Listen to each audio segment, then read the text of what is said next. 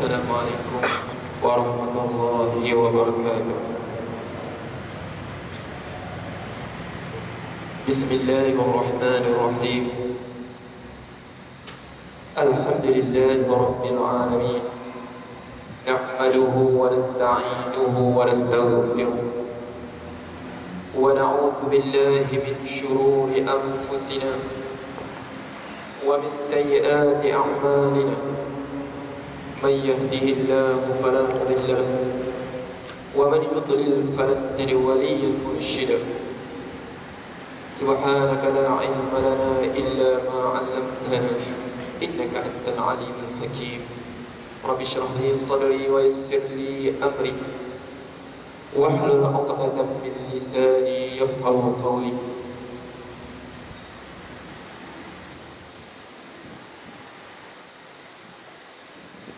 Pada minggu lepas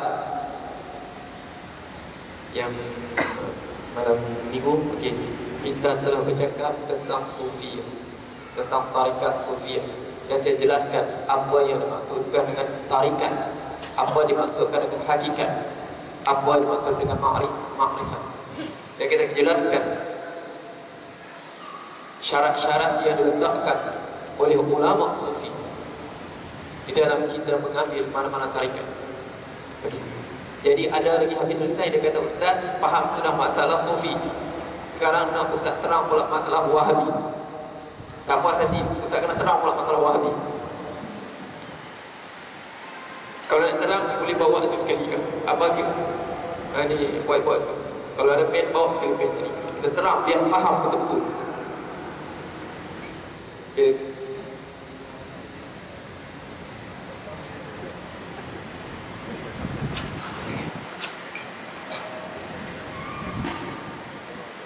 Seperti kita sebut, kita menolak setengah tarikat Sufi yang menyewing daripada syariat. Sampai sembahyang berjemaah tak mau, mendakwa orang lain tak kenal Tuhan, dia saja kenal Tuhan. Jadi repetkah? Ibu bapa saudara perempuan isteri. Awal faraid. Awal ilmin yurfa min ummati. Ilmu pertama akan diangkat pada umatku. Ta'allamul faraid wa 'allimuhan nas. Belajarlah faraid, ajar orang lain. Fa innahu awal ilmin yunzau min ummati. Ilmu pertama akan diangkat pada umatku, ilmu faraid. Sebab tu ramai tak mahir faraid, sebab dia bahkan dia akan diangkat. Fa'inau nisful ilmi, separuh ilmu ada pada faraid. Al-Quran terang masalah faraid ini dengan sejelas-jelasnya, lebih jelas daripada tentang solat. Solat dia tak sebut zuhur berjamaah, tetapi kalau ini mati jadi begini, jadi disebut jelas. Okey, jadi tak apa lah. Jadi sedang ikut faraid.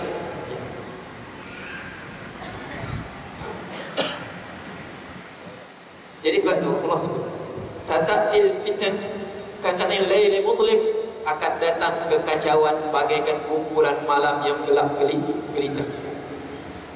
Boleh kita hari-hari Ustaz Wahabi itu apa? Ustaz Wahabi itu sahkah? Ustaz Wahabi itu bukan ahli sunnah wal jamaah kah? Sama juga Ustaz tarikat itu apa juga tarikat? Sufi ni apa juga Sufi ni? Okay. Jadi tarikat saya jelaskan hari minggu lepas. Kita letakkan syarat-syarat yang telah diletakkan oleh ulama kita dalam mengamalkan mana-mana tarikat. Okay. Jadi hari ini kita sebut tentang Wahbi. Siapakah Wahbi? Sebenar nama Muhammad bin Abdul Wahab.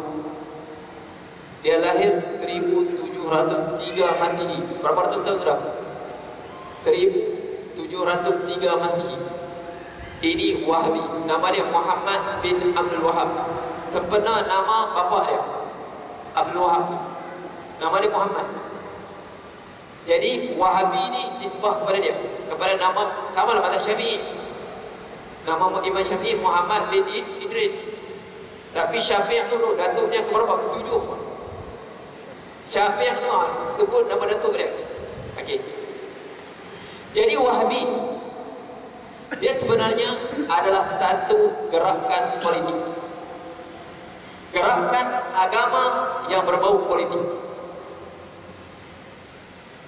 Kerana yang dibawa oleh Muhammad Ibn Wahab dalam bentuk aliran kefahaman yang dicetuskan sebelumnya oleh Ibn Taimiyah rahimahullah serta anak muridnya Ibn Qayyim Al-Jauziyah. Jadi Wahabi ini, Muhammad Ibn Wahab, dia mengembangkan kembali pemikiran yang dibawa oleh Ibn Taimiyah yang selama ini hanya ada kitab-kitab,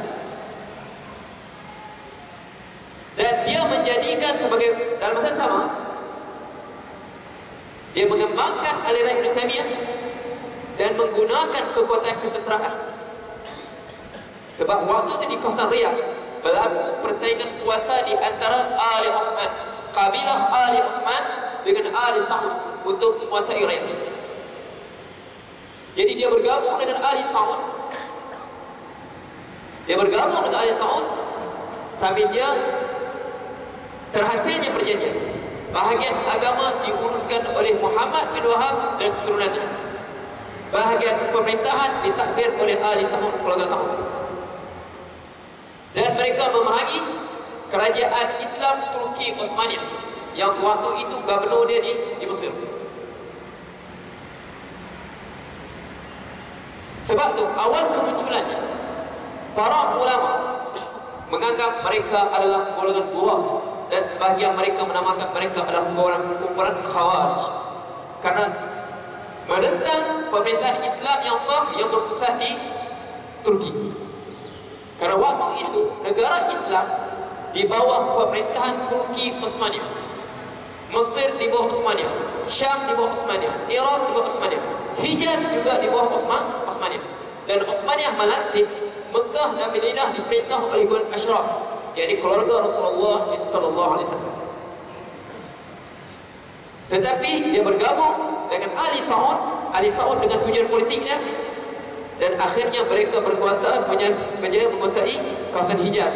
Mereka berasal Najd, iaitu Riyadh, dan akhirnya mereka memerangi. Akhirnya Allah takdirkan mereka berjaya menguasai kawasan Hijaz, iaitu Mekah dan Madinah. Mereka berjaya menguasai Mekah dan Madinah dan kawasan sekitarnya, dan negara itu dinamakan dengan nama keluarga mereka, Arab Saudi, sempena nama Saud. Jadi saya sebut Wahabiyah adalah satu gerakan agama politik. Boleh faham?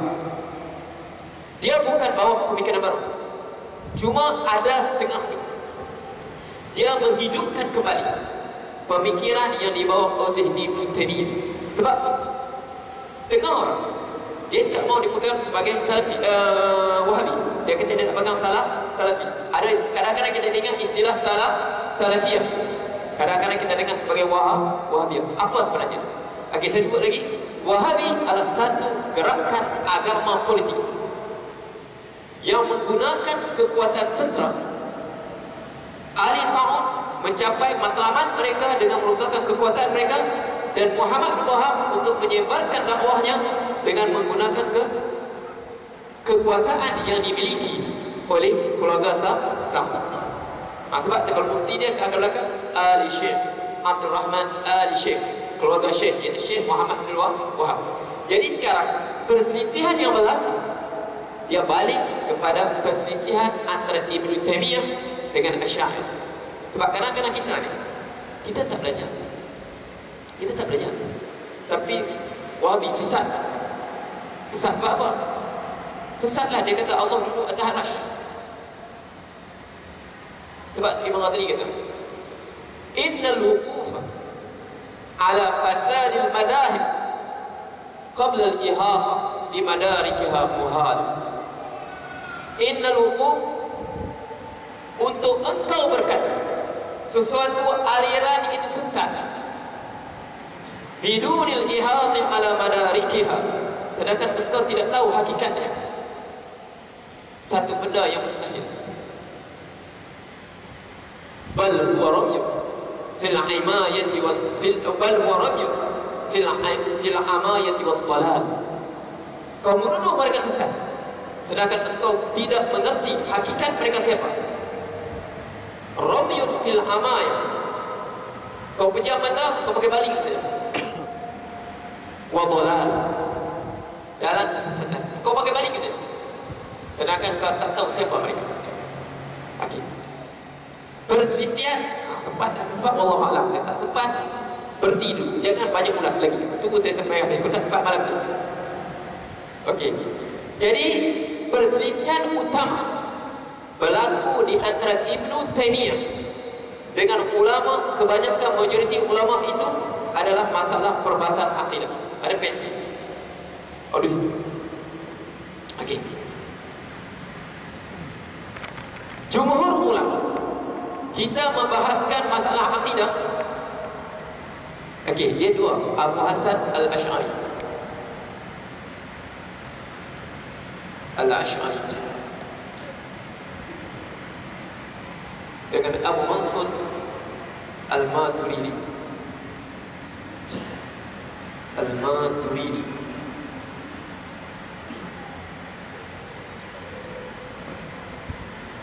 Ini Imam Ahli Sunnah wal Jamaah pada waktu itu.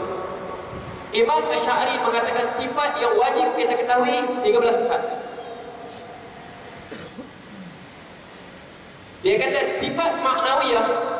Apa sifat maknawiyah? Kita mengaku kita Asy'ari. Okey, siapa yang hukum kata Wahabi itu sesat?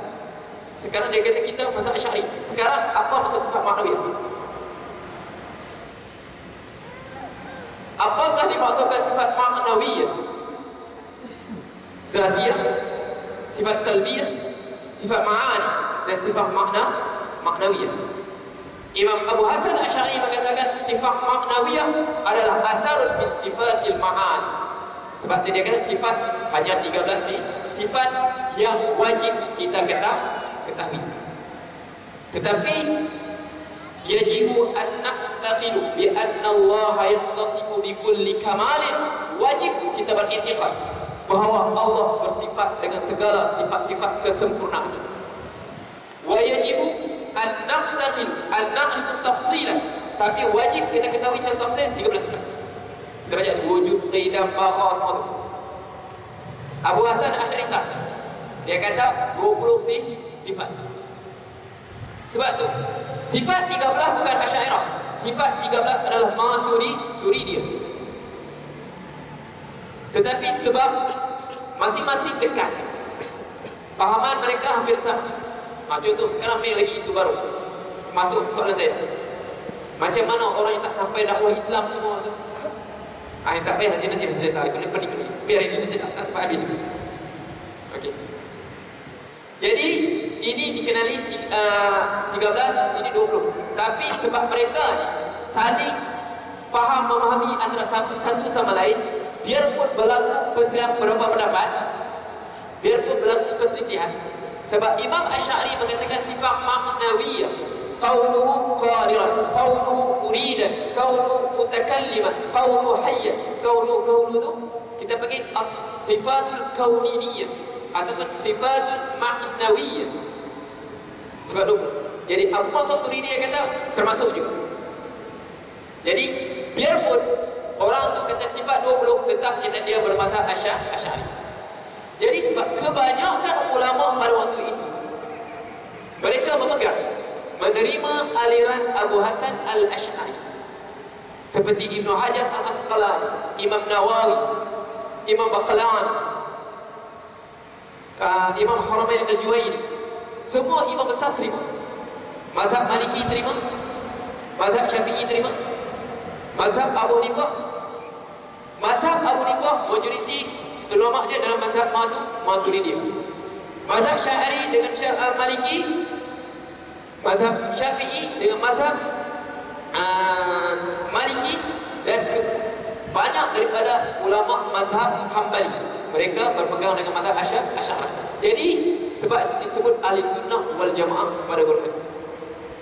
Maturidiyah dan Al-Asy'ariyah disebut sebagai Ahli Sunnah wal Jamaah. Okey, itu yang kita belajar sifat 20. Nah, okey. Jadi pada masa yang sama terdapat sebahagian ahli hadis mereka menolak perbahasan ini. Kerana benda tersebut sifat 20 tak pernah diperbincangkan pada Rasulullah pada zaman Rasulullah SAW. Dan mereka tak menyebutkan mereka dengan urusan. Mereka berpegang dengan zahir hadis, dengan zahir Al-Quran. Contohnya Ibn Hibban, Ibn Khuzaimah, Al-Khalal, mereka tak bincang benda. Sebab mereka kata ini urusan ulumul kalam, orang yang bercakap perkara yang tak pernah dicakap oleh para ulama dulu. Sahabat tak pernah pun bagikan sifat 20. Sahabat tak pernah bagikan sifat 13. Tak pernah bincang pun ini sifat ma'ani, ini sifat maknawiyah, ini sifat salbiyah. Tak pernah bincang pun. Mengapa kita mengada-ngadakan perbincangan yang sahabat tak buat? Jadi waktu itu golongan ini, contohnya Abu Ismail Al-Harawi. Siapa nama ni? Jarang kita dengar. Ibn Salah, mereka tolak. Iljam hingga Imam Ghazali pun sendiri dalam masa yang sama, biarpun dia mahir benda ni, ditulis kitab Iljamul Awam an Ilmil Kalam. Hentikan orang awam daripada berbicara tentang ilmu kalam, sebab perbincangan dia terlalu luas. Okey, jelas ya? Sini boleh faham tak ni? Ini disebut sebagai Asy'ariyah dengan Maturidiyah. Okey, yang menjadi kontroversi apabila munculnya Ibn Taimiyah.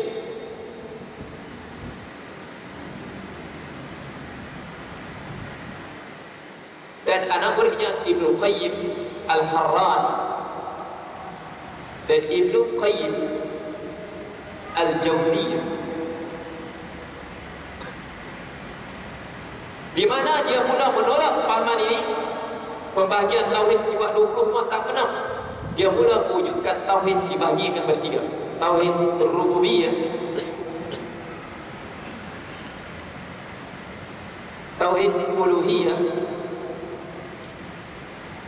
dan tauhid asma wa sifat. Dia mula bahagikan.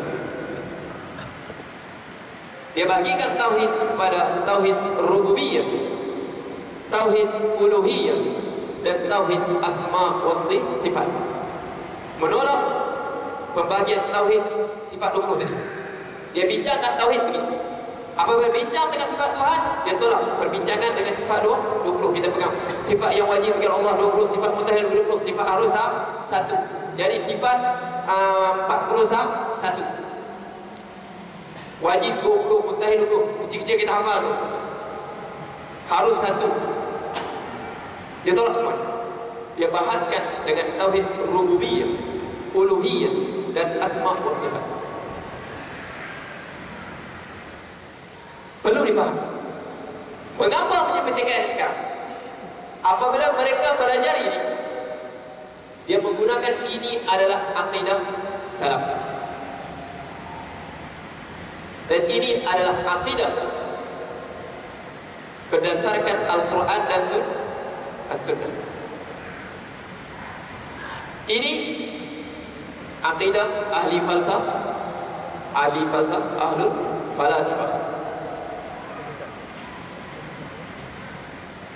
Boleh faham? Boleh faham dekat ni? Ini dakwaan dia ya, bukan dakwaan saya. Dakwaan Ibn Taimiyah rahimahullah.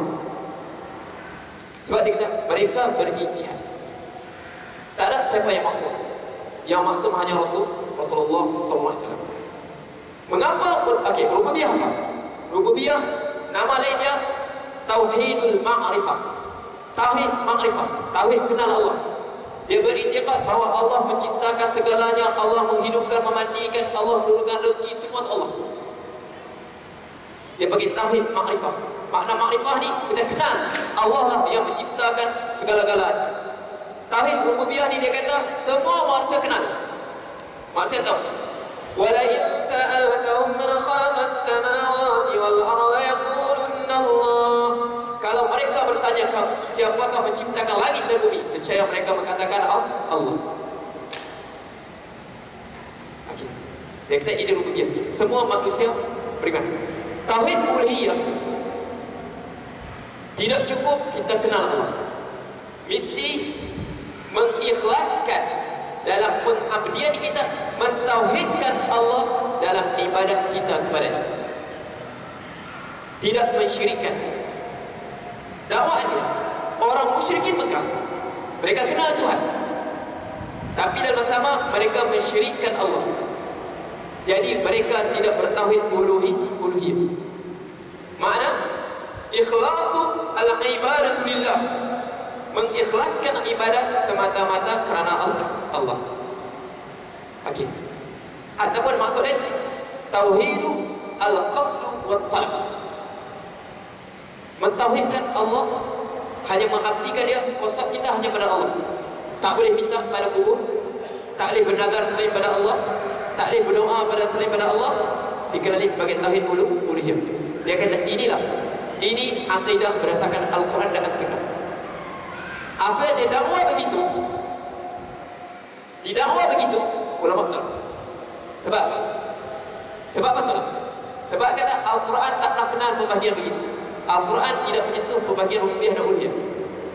Di mana dalil? Ittakhadhu ahbarahum wa ruhbanahum arbaban min dunillah wal masih ibn maryam wa ma umiru illa liya'budu ilahan wahida subhanahu wa ta'ala amma yushrikun. Ittakhadhu ahbarahum, mereka menjadikan pendeta-pendeta mereka. Cuba tengok kalau guna apa kata. Ittakhadhu ahbarahum, pendeta-pendeta mereka, wa ruhbanahum, padri-padri mereka, arbaban. Ini perkataan dia, arbaban, jamak perkataan Rabb. Ittakhadhu ahbarahum wa ruhbanahum arbaban min dunillah. Okey. Mereka menjadikan pendeta-pendeta mereka, padri-padri mereka sebagai arbaban. Jamak kata ramai bagi kata Rabb. Jelaskan. Makna Rabb apa? Menciptakan langit dan bumi semua,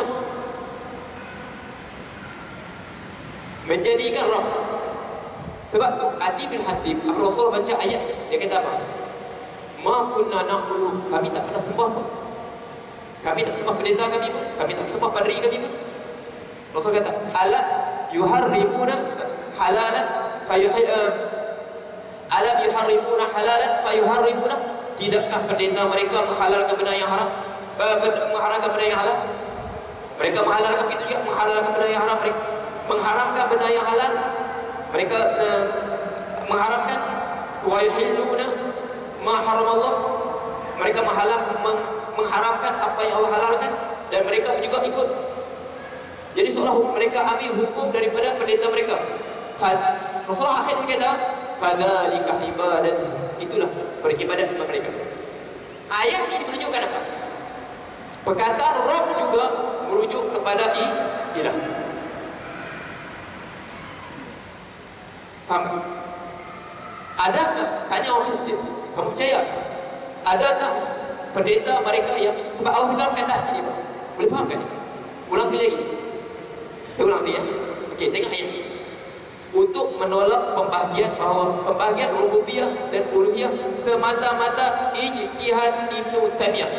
Quran tak bahagikan begitu. Quran merujuk rububiyah dan uluhiyah mutalazim. Siapa yang sempurna rububiyahnya, sempurna uluhiyahnya. Siapa yang sempurna uluhiyahnya, sempurna rububiyahnya. Ittakhadhu ahbarahum wa ruhbanahum arbaban min dunillah. Mereka menjadikan pendeta mereka, padri mereka, Rabb. Allah kata mereka menjadikan Rabb. Rabb ni maksud apa? Betul tadi, beriktikad bahawa menjadikan langit dan bumi, menghidupkan mematikan. Sedangkan kalau ikut pahaman Ibn Taimiyah, rububiyah merujuk kepada itu. Sedangkan mereka, bukan itu Allah maksudkan. Makna mereka mengabdikan diri mereka kepada apa? Boleh fahamkan ini? Jadi situ ayat ini menunjukkan bahawa pembahagian yang diberikan oleh Ibn Taimiyah bertentangan dengan ayat ini. Sebab tu kita itu masalah ijtihad wa akhta'. Dia berijtihad dan dia salah. Sebab tu umat ulama kenal pembahagian rububiyah dengan uluhiyah. Tapi apabila mereka berdakwah itu Al-Quran dan Sunnah, bila pula Quran bagikan tauhid rububiyah uluhiyah? Bila para sahabat bagikan tauhid uluhiyah rububiyah? Jadi benda ni hanya ijtihad untuk memudahkan dalam memahami akidah. Boleh faham? Dia berijtihad, dia salah. Tak itu ijtihad wa akhta', hanya istilah. Biarpun maksudnya betul, tapi istilah dia salah. Maksudnya betul, tapi istilah dia gunakan salah. Jadi yang mana jadi masalah? Apabila orang yang belajar tauhid ini, dia gelar dirinya sebagai salafiyah. Dia kata apa? Inilah tauhid Al-Quran dan Sunnah. Apabila dia guna nama itu, bermakna yang kita belajar sifat 20 ini bukan tauhid Quran dan Sunnah. Faham? Situ timbul masalah. Kalau dia dakwah ini ijtihad, tak ada masalah. Jadi inilah yang timbulnya perselisihan. Okey, boleh faham itu? Okey, kita kata ini ijtihad dia. Pembahagian tauhid rububiyah, uluhiyah, asma sifat, ijtihad Ibn Taimiyah yang tak pernah dikenali sebelumnya. Seperti mana pembagian tauhid sifat 20 ini ijtihad Abu Mansur Al-Maturidi dan 13 ijtihad Abu Hasan Al-Asy'ari. Mereka berijtihad dalam memperkenalkan kaedah untuk memahami akidah. Boleh faham sekali? Siapa tak faham sama dosa? Dua saja kemungkinan. Tak faham langsung, faham paru-paru tapi malu, atau memang faham. Faham ya? Okey, faham tak? Okey, jelas kan? Okey. Sini. Sebenarnya sini perbezaan istilah saja. Makna dia sama. Makna dia antara sifat 20 dengan tauhid rububiyah uluhiyah istilah saja. Perselisihan. Sebab kita tolak tidak ada pembagian rububiyah dan uluhiyah dalam Al-Quran. Para sahabat tak pernah kenal, tabi'in tak pernah kenal, tabi'in kurun ke-6 naik itu data di Ibn Taimiyah baru diperkenalkan tauhid ini. Boleh faham? Walaupun ayat dalam kita sifat 20 ya, yang 13 kita bagi di sifat 20 kan? Sifat 20 itu menerangkan pada sifat yang 13 20. Jadi apakah kita sudah memahami sifat 20 itu, kita tidak lari daripada rububiyah atau uluhiyah? Okey, ahsan ya awalji. Soal utama kita, apabila kita belajar sifat 20 ini, adakah kita tak lari daripada sifat tauhid rububiyah dan uluhiyah? Ahsan ala hadis soal. Cukup cantik soalan dia. Apabila kita belajar sifat rububiyah dan sifat uluhiyah ni, sifat 20, adakah kita lain? Adakah kita lari atau tidak? Ini soalan dia. Apabila kita belajar sifat 20, adakah kita lari daripada mentauhidkan Allah, rububiyah dan uluhiyah? Itu soalan dia. Apa jawapan? Apa jawapan? Dia sebabnya begini. Dulu saya pegang begini. Waktu saya semaju, saya pegang, subhanallah. Kita akan belajar dengan Jahadul Tauhid, Faridah Aqidah, semua Asy'ari. Tapi di Jordan ni, dia terbuka. Nak belajar apa belajar? Sehingga saya nak tahu sangat pahaman dia orang ni, saya bagi pentarang ni kitab yang dikarang oleh Muhammad Abdul Wahab sendiri. Nama dia Kitab Tauhid. Tajuk dia Fathul Majid fi Syarh Kitab Tauhid. Fathul Majid fi Syarh Kitab Tauhid. Sebab tu mula-mula guru saya yang belajar akidah Asy'ari ni, assalamualaikum, aku tak dulu belajar Wahabi dah. Tapi dia buat dia. Tak imam ayat tadi lah. Tak Imam Ghazali kata innal wuquf ala fasad al-madhahib bidun ittihadi ala mereka muhad. Tidakkah kita menghukum suatu mazhab tersebut salah tanpa kita sedar apa maksud dia? Satu benda mustahil. Kalau begitu niat kau, silakan. Kalau dia mungkin tak apa, bacalah kepada mereka. Sebab ilmu ni boleh. Sebab jangan kita hukum tarikat sesat. Kalau kita tak belajar tarikat, kalau kita tak belajar Al-Hikam karangan Ibn Abbas Sekandar, Ihya Ulumuddin, macam mana Imam Ghazali dibahaskan? Tidak, kita harus sebut tarikat dan sama Rasulullah sesat tarikat. La haula wala quwwata illa billah. Macam mana hukum kita tak tahu? Duduk dengan tarikat, apa maksud mereka? Baca Al-Hikam, apa maksud kata-kata Ibnu Abbas Sekandari? Satu ilmu yang cukup bermanfaat tarikatnya. Dan dia lah ilmu yang menjaga kita dalam saat kesempitan, apabila kita bersendirian. Okey, jadi bersih. Okey, soalan tadi saya ada. Okey, ini bicara soal ibadah. Asma wa sifat wa alam.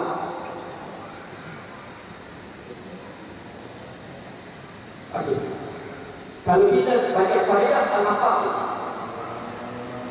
baca faidah al-maqasid, yang orang baik kata faidah al-maqasid tahqiq al-maqasid al-uluhi dalam bahasa al-uluhi kita akan sampai wal khulafatu min sifatillah tanqasimu ila qismain istighna'u al-bari ta'ala an kulli ma siwa istighfar kulli ma siwa ilayhi. Khulafah dari sifat uluh tadi wujud tiga makhluk pada hari ini beristighfar yang Allah. Khulafah dia bersifat sesungguhnya ini dia terbagi kepada dua. Istigna al-istigna,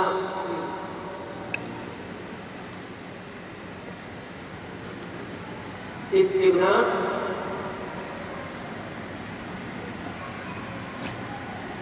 istighna'u ta'ala an kulli ma siwa. Iftiqar kulli ma siwa ilaihi. Dalam faridah al-maqasid, dalam tahqiq al-maqam al-mawjudiyah, khulasahnya istighna'u ta'ala an kulli ma, maha kaya Allah daripada memerlukan sesuatu. Sifat apa? Kalau dalam salafiyah apa? Sifat rububiyah. Dia menciptakan, dia menghidupkan, memati. Dia tak memerlukan sesiapa.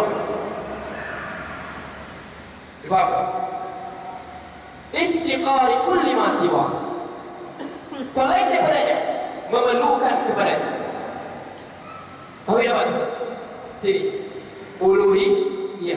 Makna ini makhluk memerlukannya, dia tidak memerlukan makhluk. Dia Rabb, makhluk memerlukannya dalam berdoa kepadanya, memohon sesuatu kepadanya, meminta pertolongan kepadanya. Boleh faham tak? Sebenarnya berbeza istilah, tapi kesimpulannya mereka bersetuju di sini. Bukan tahqiqul maqam Imam Baju. Jangan kita dengarkan dalam membahaskan akidah Asy'ariyah. Kadang-kadang kita ada masalahnya. Masalah satu lagi kita kata. Kita jangan nak duduk bertalaqi itu. Kita malas. Yang kita dengar sekarang ni ceramah. Talaqi ni guru kita suruh kita baca. Kita apa? Dia dengar, kita salah. Dia suruh kita huraikan apa macam ini. Nanti baru dia hurai. Talaqi dua cara. Dia baca, kita dengar, ataupun kita baca, dia dengar. Sekarang kita dengar ceramah. Sebab tu, dengar sikit terus. Ini sesat, ini sesat, ini sesat. Bagi faham betul. Boleh faham kan? Sini tak ada masalah. Nak bagi rupiah cuma kita kata penggunaan istilah. Dan dua, satu. Yang kedua apa? Dia dakwah itu adalah Quran dan Sunnah. Sedangkan para sahabat tak pernah buat begitu. Jelas, tanpa ada persoalan tadi. Jelas ya? Cuba tuan jawapan kan? Dia panggil tauhid istighna dan tauhid istiqam. Ada lagi tak? Okey. Sekarang masalah asma wa sifat. Satu noktah kecil tetapi besar kesan. Asma berita. Okey, asma wa sifat. Tauhid asma wa sifat. Karena masalah sifat Allah tadi. Wa huwa as-sami'ul 'alim, ghafurur rahim, Maha Pengasih, Maha Penyayang, Latiful Khabir, Alimun bidatis sudur. Tak ada masalah. Dzul 'arsyil majid, fa'alun lima yurid. Dalam asma wa sifat mereka berbeza sadrul aqsa. Dalam sifat-sifat kita sebut sebagai sifatul as-sifatul al-khabariyah. Sifat-sifat khabariyah yang merujuk kepada zat. Contohnya, wajaa rabbuk,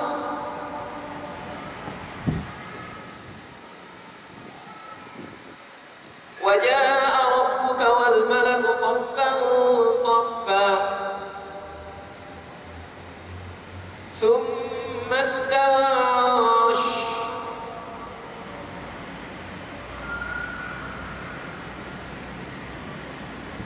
Yanzilu tabaraka wa ta'ala.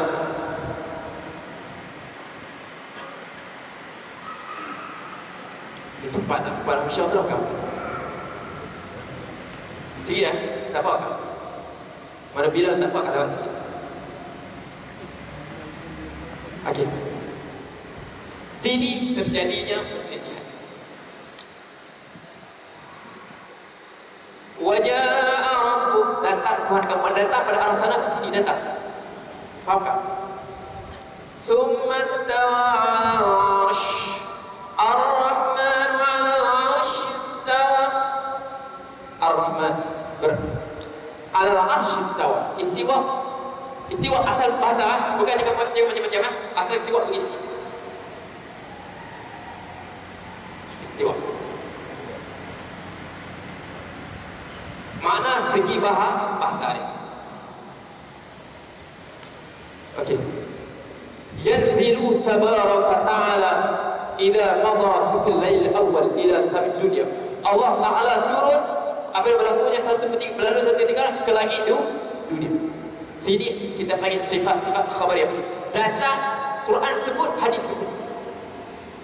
Zahirnya seolah Allah sama dengan makhluk Subhanahu wa ta'ala dia sebut. Sini berlaku perselisihan. Okey. Contoh terakhir, wa kullu nafsin awhamat tashbiha fa'awilhu aw wafil tarud tanziha. Wa kullu nafsin, mana-mana nas, Quran kah, hadis kah, awhamat tashbiha, memberi waham tashbih, seolah Allah ni macam makhluk, duduk atas kursi, turun macam pada langit, turun ke bawah. Sebab makhluk tu. Fa kullu nafsin awhamat tashbiha fa'awilhu aw fa'awilhu aw fawwidhu wa rum tanziha. Dalam Jahil Tauhid karya Imam Laqari. Dulu saya ajar, ingat lagi tak tahu yang ni. Tak hadis, tertangkap. Okey, wa kullu nafsin awhamat tashbiha. Setiap nas yang memberi waham tashbih. Asy'ariyah dua. Kamu takwil dia? Wajaa rabbuk, hadaf mudhaf. Wajaa amru rabbuk, datang urusan Tuhanku, ya, datangnya kiamat. Summa istawa 'ala 'arsy, kemudian dia arsy dia menguasai semua sekali. Berdasarkan takwil mana istiwa itu mana menguasai. Apa dia tujuan mereka? Orang Arab guna perkataan istiwa ini merujuk pada menguasai. Syair Arab, wa qad istawa bishran 'ala al-iraqi biduni sayfin wa damin muhraqin. Sesungguhnya Bishr telah bersila di atas negeri Iraq. Biduni sayfin, tanpa ada pedang yang perlu dihuluskan dan darah yang ditumpahkan. Bishr menguasai Iraq. Dia duduk bersila di Iraq. Besarnya Iraq itu duduk bersila. Jadi merujuk dia kata orang Arab sebab Al-Quran itu. Wa kadzalika ja'alnahu hukman arabiyyan. Orang Arab istiwa dia merujuk kepada menguasai. Yanzilu tabaraka wa ta'ala ila madrasil sayyid al-awwal. Turunnya Allah Ta'ala apabila berlakunya 1/3 malam. 1/3 malam ini setiap waktu ada. Faham tak? 1/3 malam setiap waktu ada.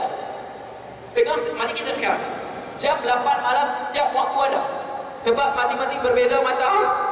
Boleh faham tak? Jadi apa maksud ni? Ala hadfil mudhaf yanzilu malaikat ta'ala. Turunnya malaikat Allah membawa perintah Allah apabila berlalunya 1/3 malam. Sebab tu Rasulullah sebut apa? Idza sami'tum siyahat dikati fas'alullah al-afiyah fa innaha ra'at malaika. Apabila kamu dengar ayam berkukuk pukul 11, pukul 12 nanti, minta doa. Kerana ayam melihat malaikat sedang turun. Kadang-kadang kita dengar kan pukul 11 kan, tiba-tiba ayam dia mengigau belagak. Bermimpi pula ayam bergerak belagak. Bukan, itu malaikat sedang turun rahmat. Jadi dia kata maksud hadis itu. Maksud turun Allah Ta'ala, turun malaikat Allah. Jelas tak? Fa'awilu. Tak mau takwil tak apa? Au fawwidu. Datang hadis begini, terima saja. Macam mana terima? Alif Lam Mim. Apa maknanya? Allah saja yang mengetahui. Waja'a Rabbuk, waja'a Rabbuk. Tak diterjemahkan. Tak diterjemahkan. Tak ditakwilkan. Ujruha kama ja'a. Baca macam dia datang. Waja'a Rabbuk. Apa maksudnya? Waja'a Rabbuk. Tanpa takwil, tanpa apa. Yanzilu tabaraka ta'ala. Yanzilu tabaraka. Fi'il mudhari' tak ubah pada fi'il madhi. Tak ubah pada masdar. Allah sebut summa istawa, istiwa. Istawa saja. Jangan pada ubah istiwa. Gitu. Kita beriman. Macam mana Imam Syafi'i orang tanya ni, Imam Syafi'i sebut apa? Macam mana keberiman ayat ni? Nu'minu bima arada Allah wa nu'minu bima arada Rasulullah. Kami beriman seperti dikehendaki oleh Allah. Kami beriman seperti dikehendaki oleh Rasulullah. Macam mana? Kehendak Allah macam Allah alam. Boleh faham tak? Berarti langsung. Fawwid, serahkan urusannya pada Allah. Macam kita beriman dengan Alif Lam Mim Ha Mim Kaf Ha Ya Ain Sad. Begitulah. Boleh faham? Tetapi mereka yang golongan Wahabiyah dalam Ibn Taymiyah ni tak. Dia tak begitu.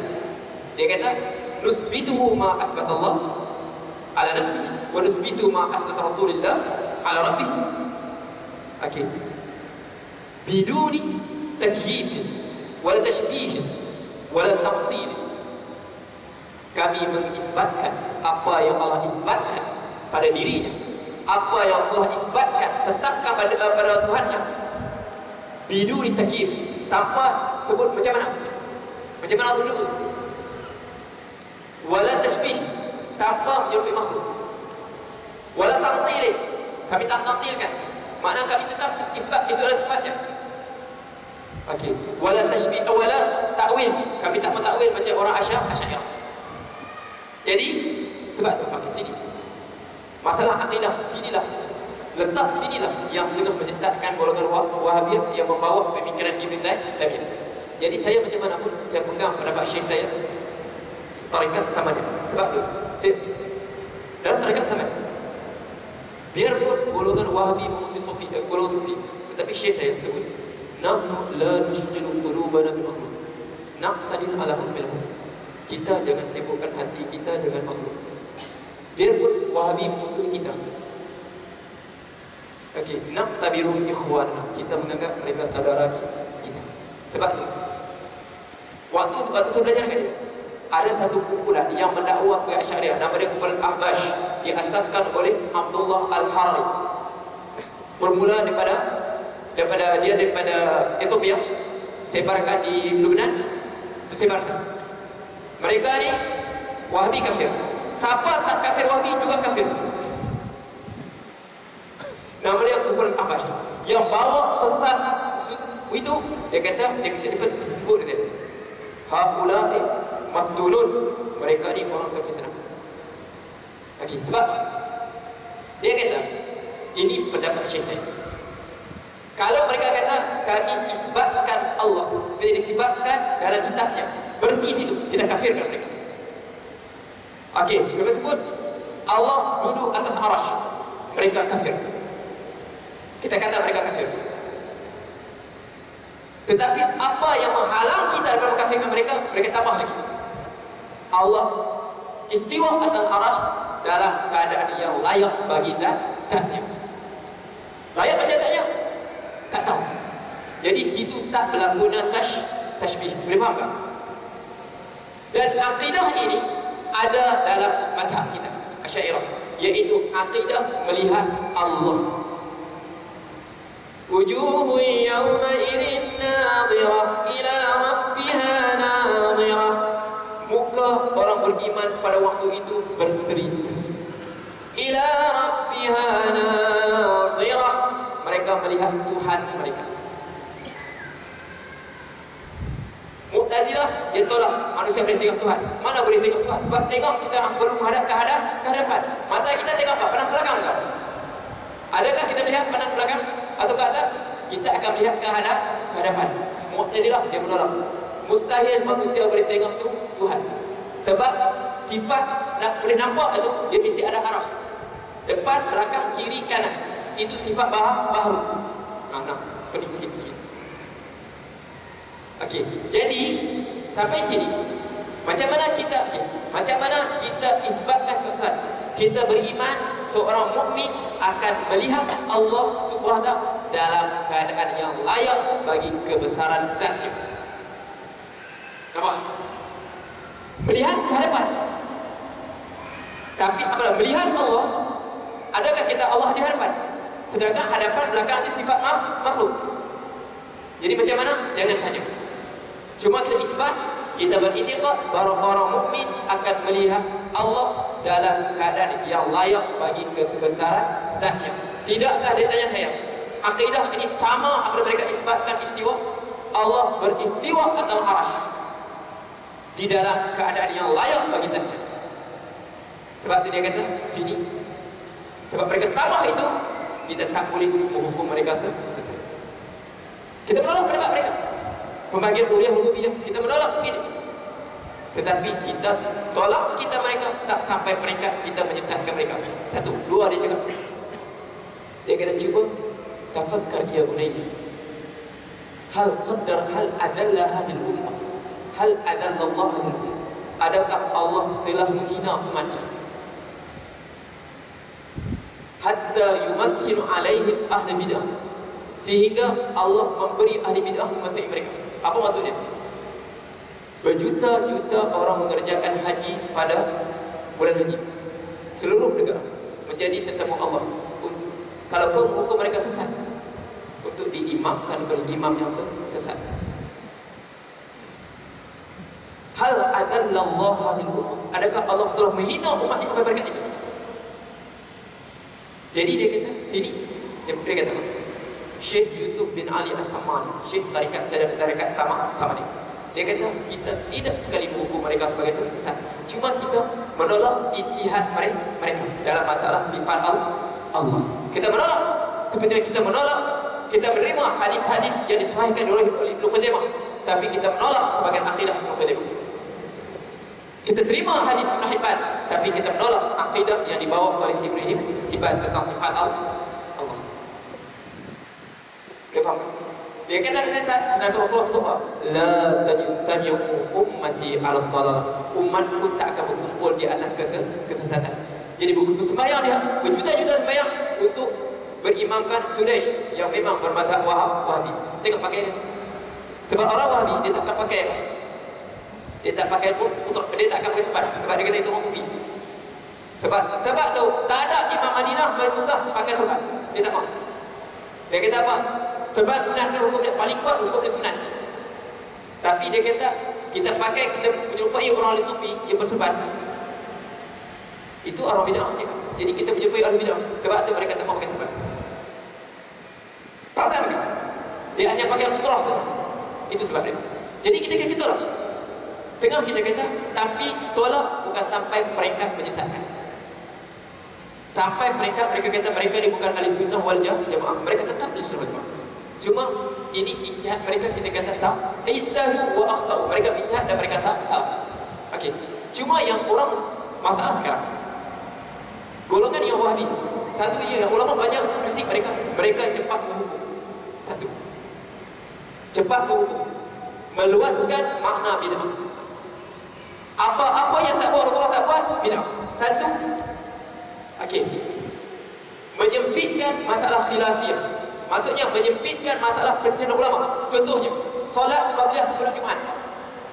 Itu masalah ulama. Ada hadis menunjukkan, dalil menunjukkan ada sunat qabliyah, ada menunjukkan ada sunat qabliyah. Jadi mereka tak, Rasulullah tak pernah buat qabliyah, siapa buat, bid'ah.